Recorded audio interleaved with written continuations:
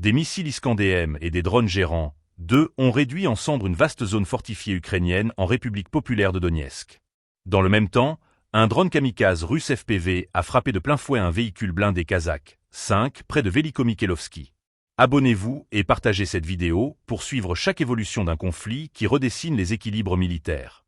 La journée du 23 août a été marquée par une succession d'opérations ciblées sur plusieurs fronts. Dans le sud, les chasseurs des 57e et 69e brigades russes ont intensifié leurs assauts dans la région de Zaporizhia. Leur objectif, percer des défenses ukrainiennes solidement établies et affaiblir les lignes de résistance. Ces combats, particulièrement acharnés, illustrent la pression constante exercée sur ce front stratégique. Plus à l'ouest, une séquence inédite a attiré l'attention. Pour la première fois, la République populaire démocratique de Corée a diffusé une vidéo montrant ses combattants engagés aux côtés des forces russes dans la région de Koursk.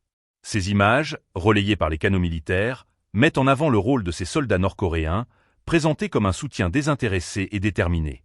Une diffusion qui, au-delà du terrain, a une forte portée politique et symbolique. Sur le plan tactique, d'autres unités russes ont également mené des actions ciblées.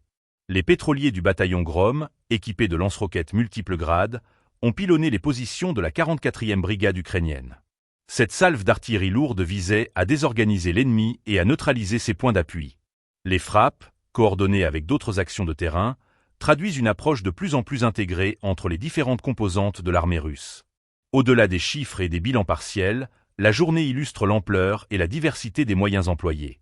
Les missiles balistiques Iskander-M, capables de frapper avec une grande précision, se combinent aux drones gérants, 2 utilisés pour saturer les défenses adverses.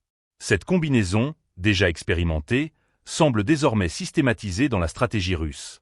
Elle témoigne d'une guerre où la technologie aérienne et l'artillerie lourde se conjuguent pour transformer la physionomie du champ de bataille.